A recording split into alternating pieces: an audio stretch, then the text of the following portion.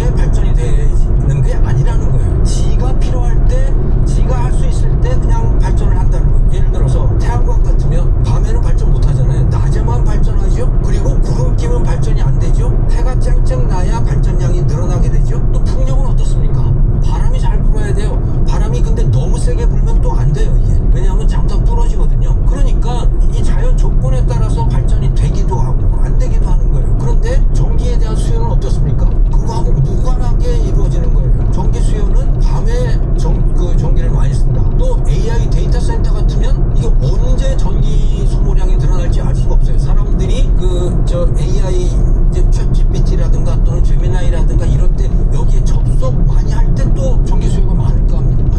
그게 잘 맞지를 않는 거예요. 이게 그게 문제가 되는 거죠. 자, 그러니 이것을 어떻게 하느냐? 그러면 아예 데이터 센터 옆에다 갖다 놓자, 이런 아이디어인 겁니다. 데이터 센터 옆에다 갖다 놓으면 그러면 송전 수요도 훨씬 줄잖아요. 지금은 이게 대형 원자로를 세우다가 보니까 여기에서 데이터 센터까지 전기줄을 끌고 가는 게 이게 보통 일이 아닌 겁니다. 왜? 주민 반대가 너무너무 심해. 단순히 물리적인 문제뿐만이 아니고 주민들이 그걸 원치 않는 거예요. 우리나라도 송전탑 갖다가 세우려고 그러면 밀양에서는 막 반대하고 스님들 나와서 막 반대하고 그러잖아요. 그러니까 이 문제를 어떻게 해결을 하느냐? 그러면 데이터 센터 옆에다 갖다 놓자, 이거예요.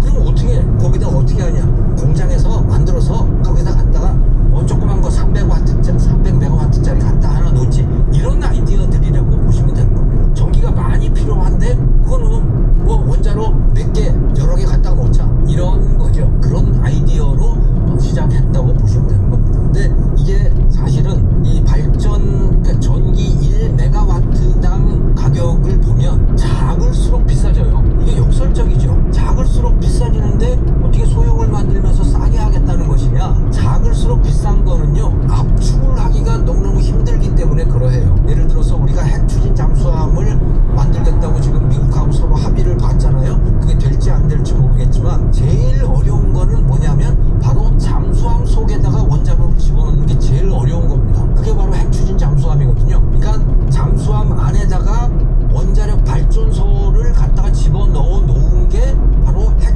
추진 잠수함이에요. 그걸 뭐 70메가 80메가 뭐 요 정도 아주 작은 수준의 그런 것들이고, 그걸 만들기가 제일 어렵고요. 큰 것일수록 만들기가 쉽다, 이렇게 보시면 되는 거죠. 자, 그런데 그럼에도 불구하고 이 SMR이라고 하는 것이 방향이 되는 이유는 이미 말씀을 드렸듯이 이렇게 소형으로 만들게 되면 공장에서 계속 똑같은 거를 반복 생산할 수 있는 가능성이 있는 거예요. 반복 생산을 하게 되면 규모의 경제가 있기 때문에, 그래서 결국은 값이 떨어지게 될 거야, 이렇게 되는 거죠. 그래서 SMR로 가고 있는 겁니다. 그럼 우리나라의 상태는 지금 어떠냐? 한국도 ISMR이라고 해서 드디어 설계도가 완성이 됐고, 그 설계도를 이제 설계 승인을 신청해 놓은 그런 상태라고 해요. 그래서 2030년이 넘어가면 이게 현장에 쓰일 수 있는 가능성이 있습니다. 그런데 사실은 우리는 이렇게 원자력 발전소, 원자로를 설계하는데 그렇게 강점이 있지는 않아요, 한국은. 왜?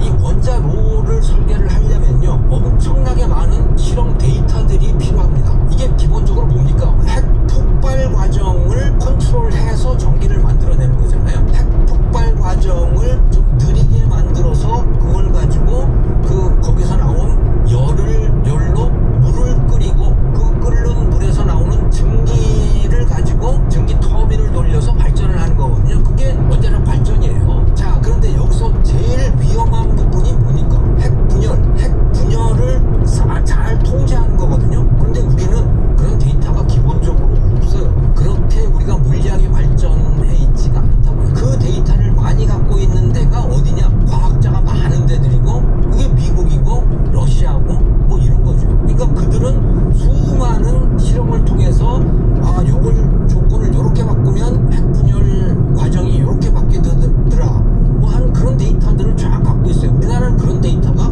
사실 거의 없다고 보면 되는 거예요. 우리가 스스로 운영해본 그 원자로 내의 데이터들을 갖고 있는 거죠. 근데 그 데이터는 기본적으로 뭐냐? 미국의 웨스팅하우스 또는 어쨌든 미국의 설계도를 갖고 만들어 놓은 그런 것들인 거예요. 우리가 그래서 미국 설계도를 쓰기 때문에 한국이 원전 수출할 때 항상 미국의 웨스팅하우스 같은 데가 계속 시비를 걸고 있는 겁니다. 자, 그래서 우리는 설계에 그렇게 강점을 갖고 있지 않아요. 근데 강점이 있는 게 있습니다. 그거 제조 능력, 또 건설 능력인 거죠. 예를 들어서 제조 능력이라고 하는 건 뭐냐? 증기 터빈입니다. 이미 말씀드렸듯이 이거는 물을 끓여서 그 발생한 증기를 가지고 터빈을 돌려서 그걸로 발전기를 돌리는 거잖아요. 그게 발전소 아닙니까? 이 터빈 만드는 거요. 이거를 우리가 자체 생산할 수 있게 된 거예요. 두산의 에너빌리티 같은 데가. 그리고 원자로도 이제는 만들 수 있는 상황이 된 거예요. 물론 우리가 설계를 한다는 게 아니고 설계도를 가져오면 우리가 제조할 수 있다는 거죠. 그거를. 그 능력을 우리가 갖추게 된 겁니다. 그래서 이미 이 두산 에너빌리티 같은 데는 이미 그 미국의 뉴스케일이라든가 테라파워라든가 엑스에너지라든가 이런 원전 설계하는 기업들 있잖아요. 거기하고 이미 파트너십을 다 맺어놓은 상태입니다. 그러니까 우리는 설계보다도 사실은 이 제조 역량에 있어서 강한 거고, 또 하나 현대건설 같은 데도 여기에 강자인데요. 여기도 마찬가지로 설계가 아니고 설계도를 가지고 오면 그 대형 원자력 발전소들 있잖아요. 그걸 지어야 될 거 아닙니까? 그 짓는 거 보면 다 그 콘크리트잖아요. 그게 매우 견고하고 오래가는 콘크리트 구조물을 만들어내야 될 거 아닙니까? 그거를 제일 잘하는 데가 어디냐? 그게 현대건설인 겁니다. 그래서 현대건설도 이미 미국의 이 원전 업체들하고 이미 파트너십을 맺어놓고 있는 것이고, 원자력 발전이 지금 대세가 되어가고 있는 상황이거든요. 전 세계적으로 보면. 왜? 이미 말씀을 드렸듯이 이 재생에너지만 가지고는 이 전기 수요를 감당을 할 수가 없기 때문에, 그리고 지금 석유가 또 이렇게 문제를 계속 속을 새기고 있는 거 아닙니까? 석유, 가스 뭐 이런 것들이. 그러니까 이제 스스로 발전을 할 수 있는 원전 쪽으로 갈 수밖에 없는 거고, 그렇게 하려면 터빈 또 원자로 또 이걸 그 콘크리트 구조물을 만들어낼 수 있는 실력, 그게 이제 한국 기업들이라고 보시면 되는 거죠. 그래서 한국이 원전 강국이 되어 있는 겁니다. 물론 여기에는 역시 마찬가지로 지정학적인 반사이익이라고 하는 게 있어요. 이 원전을 제일 잘 만드는 나라가 어디냐? 제일 잘 만들고 제일 많이 만드는 나라가 러시아고 중국입니다. 그런데 서방의 많은 나라들은 이 중국과 러시아에다가 이렇게 국가의 운명이 달린 프로젝트를 맡길 수가 없는 상황이 된 거고, 그래서 한국이 반사이익을 누릴 수 있게 된 거죠. 또 이렇게 이해하시면 될 것 같습니다. 천궁2라고 하는 이제 한국산 요격 미사일이에요. 이게 요격 성공률이 96%라고 해요. 근데 UAE가 이란으로부터 거의 한 2,000기에 가까운 미사일과 드론 공격을 받았거든요. 근데 전체 평균적으로 보면 92% 요격 성공을 했대요. 그럼 2,000개라고 하면 그 1,840개는 요격을 한 거고, 나머지 한 100몇십 개는 얻어맞은 거예요. 그러니까 여전히 얻어맞은 겁니다, UAE가.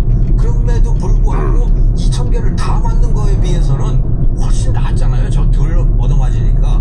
그런데 그 요격 미사일 중에 한국산이 있는 거예요. 정확히 몇 기가 있었는지는 잘 모르겠는데 천궁2라고 하는 한국산 미사일이 있고, 이것의 요격 성공률은 96%였다고 합니다. 그러니까 100개가 날아오면 그 중에 96개는 맞고 4개는 맞추지 못하는 그런 상황인 거죠. 그런데 그럼에도 불구하고 엄청난 정확성인 거예요.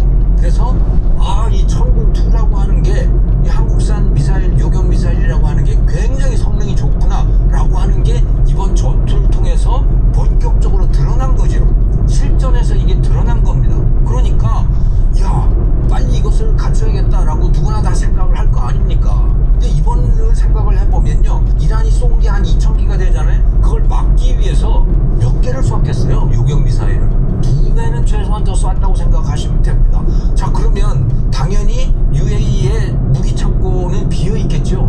빨리 이걸 채워야 됩니다. 빨리 채워야 되는데 여기에 뭘 가지고 채울 거냐? 그들이 가장 원하는 건 아마도 미국산일 거예요. 패트리엇 미사일이라고 하는 것일 거예요. 패트리엇 미사일은 그런데 미국이 공급해 줄 수가 없어요. 왜? 미국도 지금 창고가 비어가고 있잖아요. 그리고 그 패트리엇을 만드는 만드는 능력이라고 하는 게 1년에 1,000기도 안 돼요. 미국 내에서 만들 수 있는 능력이라고 하는 게. 그걸 만들면 자기 창고를 채워놔야 되잖아요. 남의 나라에 줄 여유가 없는 거예요. 그런데 한국은 지금 전쟁을 하고 있는 상태가 아니니까 무기 창고들이 채워져 있을 거 아닙니까? 그것을 지금 방산업체에서